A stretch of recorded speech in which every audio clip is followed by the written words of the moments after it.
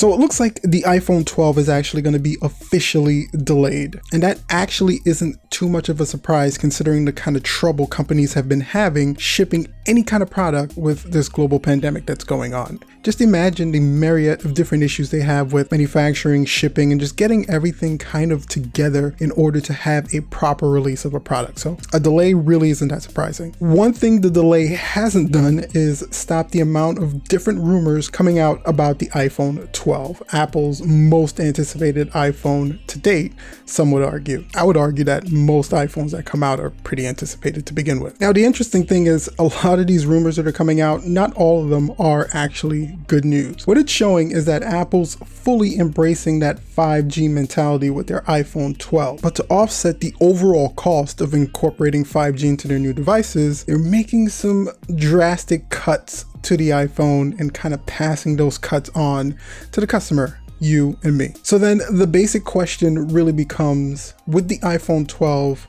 are you paying more for less? We're actually going to talk about that today. So I guess the main answer to that question would really depend on what you think of 5G. If 5G is an important feature to you, if it's something that you're looking forward to, that's going to far surpass these cuts that Apple's doing to incorporate it into their iPhone 12 while trying to not pass on that cost to the customer. But if you're in the camp of you don't really care about 5G or 5G is not really a concern to you anytime soon, then these cuts are going to seem like they're taking stuff out of the iPhone to put a feature in that you really don't care about. So in the end, yeah, you're probably going to end up paying more for less. So let's break it down a little. First, they're saying that the adoption of the 5G technology in the iPhone 12 and 12 Plus will increase Apple's costs overall by about $75 to $85. And the iPhone 12 Pro and 12 Pro Max is going to add an additional $125 to $135. Now, those numbers are definitely lower than you would see with competitors like Samsung. Samsung's inclusion of the 5G technology raised the price of the manufacturing of their phones to about $200 to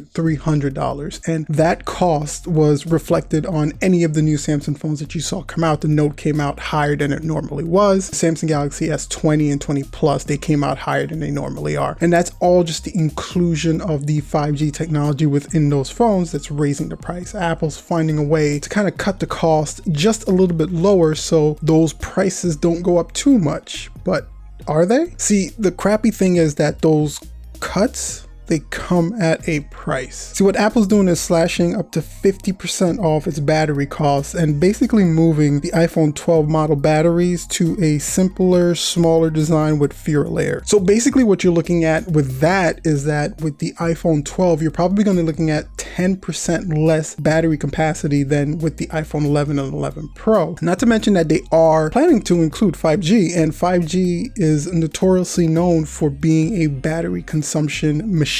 So if you look at it from a perspective of they're lowering the overall battery percentage that you will have, and then they're adding a feature into the phone that should consume more battery, it looks like your overall battery life and power is going to be a lot less when it comes to the iPhone 12 versus what you were getting with the older iPhone 11 and 11 Pro. Now, one of the bright sides of these rumors is that they're saying that even though they're lowering the battery capacity, iOS 14 has been programmed to be so battery efficient that it's going to make up for whatever you're losing with the smaller battery in the iPhone 12. Now, Apple is pretty good at optimizing their operating system to be not so much of a battery consumer, but it still remains to be seen that with the 5G technology baked into these phones and a smaller battery, is iOS 14 with the new chip going to be enough to accommodate that loss of battery percentage? Now, if you couple that with Apple saying recently that they're going to be removing the charger and the headphones from the package, again, all in an effort to not only shrink the actual production box of the iPhone itself, but now they're going to be able to ship more iPhones in a shipment, which is lowering the shipment cost for them again. And again, they're all saying that this is to pass the savings on to the customer. That way they can advance to that 5G world without you paying too much for your iPhone. Now, all that sounds awesome well and good, but it only really matters if the cost of the new iPhone 12 isn't going to be absorbently more than what we were paying with the iPhone 11, and new rumors kind of suggest that that's not the case. So what the rumors are saying is that the iPhone 12 lineup could be $150 more than previously expected, and that's basically making this the most expensive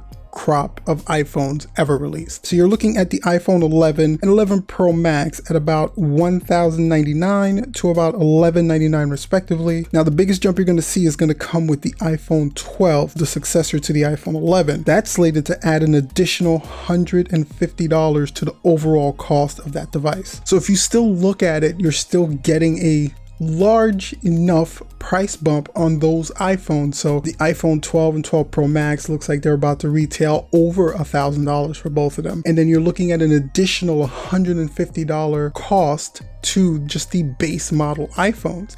Now, if you couple that with rumors saying that Apple is going to be canceling the iPhone 11 and 11 Pro Max models when they start selling the iPhone 12, it really limits what the user is able to buy. So if you're looking for a pro level iPhone, you won't have the option to go to the iPhone 11. The 12 is really going to be it. And they're definitely doing that because they don't want to compete with themselves, which for a business standpoint, it makes sense, but from a consumer standpoint, it really does suck. Now, that's definitely not to say that the iPhone 12 isn't going to be including some features that may make it a little bit more desirable to users to spend a little bit more money. It's looking more and more likely that you're going to be getting that high refresh rate on the pro level iPhones. And it's also looking incredibly likely that that LiDAR camera is going to be included in the iPhone models as well. And of course, you're going to be getting a new X Bionic chip plus 5G if that is a feature that you're looking forward to. If it's not, with the LiDAR camera, the new screen refresh rate, and the new X Bionic chip may still make the phone a little bit desirable for you to purchase. But for some, it may seem like they're cutting too much out of this iPhone and still charging an exorbitant price. But I pass the question off to you guys. What do you think with the iPhone battery seemingly going down, accessories being removed from the package, but they're adding 5G, they're increasing the screen refresh rate hopefully, and possibly including that LiDAR camera? Does that offset everything that you're losing for everything that you're getting? Or in the end, do you feel like you'll be paying more for less when it comes to the iPhone 12? Go ahead and comment in the comment section down below the video. I'd love to know what you guys think. And while you're down there, you know what to do. If you enjoyed the video, go ahead and hit that like button with that subscribe button because it definitely helps out the channel, and that bell for notification. That bell's actually pretty important because it's the only way you guys are going to know when we release some cool, helpful content like this one.